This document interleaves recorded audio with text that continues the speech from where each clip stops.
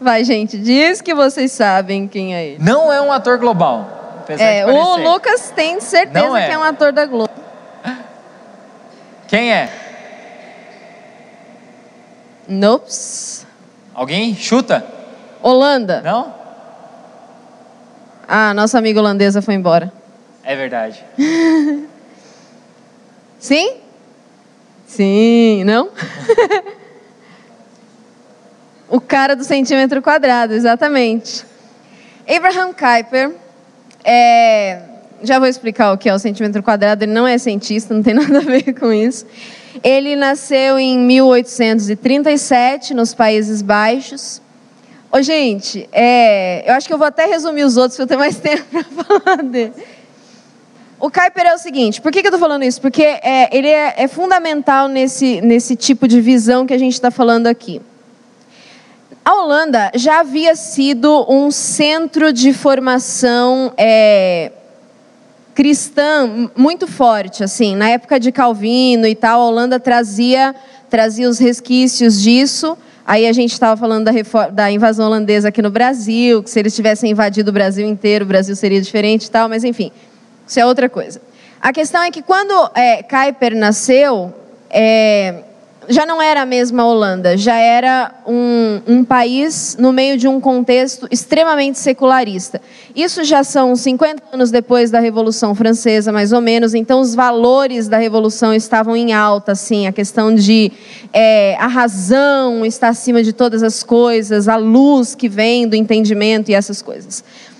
Então o Kuyper, ele era filho de um ministro da igreja anglicana, ele foi estudar teologia, e a faculdade onde ele estudava era extremamente liberal, então ele conta até que teve uma vez que um professor chegou e falou: hoje eu decidi nunca mais acreditar nessa história de que Cristo ressuscitou, e aí todo mundo aplaudiu, e ele estava entre os alunos que aplaudiram, e isso faz ele sentir uma vergonha muito grande mais tarde, por ter participado disso, mas o fato é que essa era a formação dele.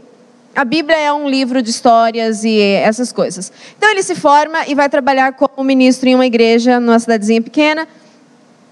Para o azar dele, na verdade, para a sorte dele, nossa e de todo mundo, os cristãos ali eram muito crentes, muito mesmo.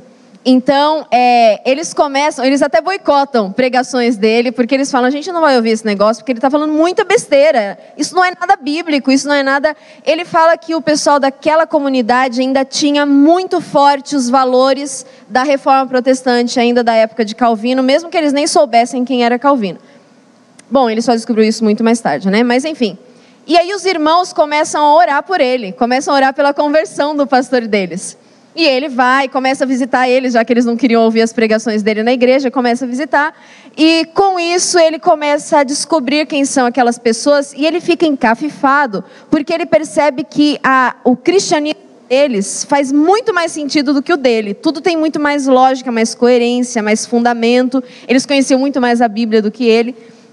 Então é aí que ele passa por um processo de conversão, depois de um tempo. E depois ele vai para Amsterdã. Depois da conversão real dele, ele começa a perceber o seguinte: gente, está muito errado tudo que nós estamos vendo como cristianismo. A gente tem que mudar isso. O cristianismo faz sentido para todas as áreas da vida. O Kuyper é chamado de o criador de um movimento chamado neocalvinismo, que seria o calvinismo não focado naquela parte dos 5 pontos, da tulipa e tal, mas a ideia de que o cristianismo faz sentido para todas as áreas da vida. Ele tenta aplicar isso. O primeiro pensamento dele foi assim, eu estava falando para o Lucas que o Kuyper é engraçado, que ele fala assim: temos um problema, as universidades estão formando pessoas muito liberais, sem visão de cristianismo. O que eu posso fazer sobre isso? O que você faria? Eu, no máximo, pensaria: eu preciso fazer mestrado para eu dar aula na universidade. Ele pensou: vou abrir uma universidade. E aí ele abre a Universidade Livre de Amsterdã. E aí ali ele começa a dar aula, e não era só teologia, eram todos os assuntos, porque ele considerava que todos os assuntos têm relevância a partir da visão cristã. E tem essa frase que o Tiago citou, muito famosa dele, ela é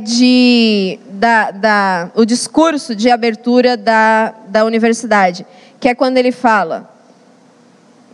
Não existe 1 centímetro quadrado sobre o domínio da raça humana, sobre o qual Cristo, que é soberano sobre todas as coisas, não proclame, diga, é meu. Exatamente. E o discurso dele todo é muito legal, e ele baseava naquele versículo, a minha glória não darei a outrem, que ele dizia assim, que os cristãos haviam relegado a ciência, todas as outras coisas como inferiores, e focado só em Bíblia e devoção, e deixado tudo nas mãos dos não cristãos. A ciência, as artes, etc, etc, etc. Então, o Kuyper, ele vai trabalhar nisso, para que a universidade forme pessoas que pensam biblicamente. Bom, não é suficiente, porque ele começa a ver problemas na sociedade. 1800 e alguma coisa, 74, se eu não me engano, ele estava muito preocupado com os problemas dos trabalhadores, que eram muito maltratados pelos seus empregadores. E aí ele começa, é engraçado que, enfim, deixa pra lá. Ele cita a Bíblia, porque o pessoal fala assim, que problema dos trabalhadores e tal. Ele fala assim, olha aqui Tiago, capítulo 5, versículo 11. Aí ele lê para eles, ele fala assim, como vocês falam que vocês são cristãos? Jesus disse, está escrito na Bíblia, e vocês ficam falando que isso não tem nada a ver? Então ele era um dos proponentes desse movimento de valorização dos direitos da pessoa que trabalhava. Pois bem, como tinha muito problema social, nós pensamos assim, como professora eu penso, preciso educar meus alunos para um dia eles fazerem diferença na sociedade. Ele pensava assim, eu vou para a política, só lá eu consigo resolver os problemas sociais. Se candidatou, se tornou primeiro-ministro da Holanda. Fundou o partido político antirrevolucionário, um dos primeiros, né, e aí foi. Ganhou primeiro-ministro, porque ele defendia uma questão que até hoje a gente tem retomado aqui no Brasil, graças a Deus, que é a questão de esferas de soberania. Ele defendia o Estado não é soberano sobre todas as coisas. Era a ideia de vencer o totalitarismo, né? O Estado tem uma área de atuação. A família é outra esfera de soberania. Quem manda nos filhos é a família. Aí tem a igreja, aí tem, enfim. E aí ele, inclusive, coloca leis em que os pais podiam, se eu não me engano é assim, se eu quero que meu filho tenha uma educação cristã, o Estado vai providenciar que a escola onde meu filho estude seja uma escola cristã. Não precisava pagar uma escola particular cristã, porque o Estado tinha a visão de que o que a família decide precisa ser respeitado. Bom, ele sai depois de 4 anos, se não me engano, ele perde a eleição, ele fica muito mal e tudo mais. E aí ele decide, bom, não posso mais ser político, o que eu posso fazer? Eu preciso conscientizar as pessoas de que esse negócio está errado. Eu começaria a escrever cartinhas, sei lá. Ele fundou 2 jornais, o Standard e o Arautos. Um para pessoas cultas, outro para pessoas simples. Então ele falava nas 2 línguas para que todo mundo conseguisse entender aquilo que ele estava falando. O pessoal que não gostava dele, que era muita gente, dizia que ele era um inimigo com 10 cabeças e umas 100 mãos, porque ele estava assim, em atividade o tempo todo. E eles odiavam ele, mas eles respeitavam muito, porque eles sabiam que ele falava grandes verdades verdadeiras. Então, de tudo que ele viveu, a gente tem colhido os frutos hoje, a gente que está nessa coisa de retomar o que o cristianismo tem de resposta para todas as áreas. Talvez a gente não tenha condições de fazer 1/10 do que ele fez, mas isso é a ideia de que ele resolveu fazer o que precisava ser feito. Inclusive, nessa área de política, ele tinha uma frase que dizia que o cristão ter medo da política não é cristão e nem é ético, porque a política precisa de cristãos verdadeiramente envolvidos em atuar na política. Eu acho que é isso, porque senão eu vou ficar falando aqui a vida toda, mas a ideia é de que até agora nós estamos colhendo o fruto desse pensamento dele, e se hoje eu quero atuar na área da educação com base numa visão cristã, é porque eu entendi o que o Kuyper falou algum dia desses aí.